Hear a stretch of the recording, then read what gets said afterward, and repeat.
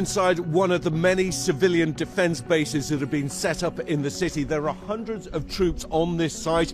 I say troops, but 1 week ago they were ordinary citizens with ordinary lives. And I think there's a real sense here that people know that this battle is closing in after one of the bloodiest 24 hours for civilians and soldiers since this conflict began.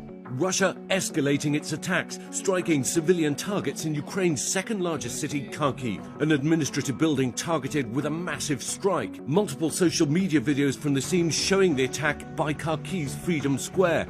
The mayor of the city saying Russians have switched tactics to aerial bombardment after their ground offensive failed. But Ukraine's defense forces striking back. The Ukrainian military posting this video to Twitter, which they say shows their drones hitting Russian vehicles trying to advance on Kyiv. And inside the city, thousands looking to flee before the fighting reaches their homes, but others ready to pick up arms and defend the capital. These latest satellite photos showing a Russian convoy stretching up to 40 miles long, advancing on Kyiv. They continue to want to move on Kyiv, to capture Kyiv, to take Kyiv. And as the battle rages, Ukrainian and Russian delegations meeting for 6 hours on the Belarusian border, unsuccessfully attempting to reach a ceasefire deal, but at least agreeing to meet again in the coming days. But Ukrainian President Zelensky accusing the Russians of negotiating in bad faith, saying fair negotiations can take place when one side doesn't hit the other with rocket missiles during the negotiations.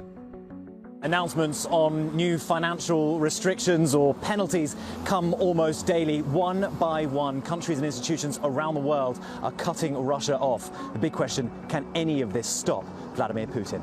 For Russia, every day of war is a step further into isolation, ever-tightening sanctions changing the lives of ordinary people.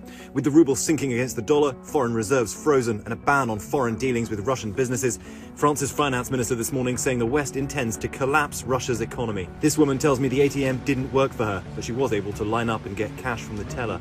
Who do you think is to blame for this? Do you think it's Vladimir Putin, or do you think it's us, the West? I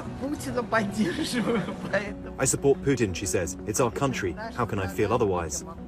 Protests continue. Now nearly 7,500 people arrested in more than 100 towns and cities across the country. Putin has his support, of course, but this war could turn back 30 years of progress, and not many want that.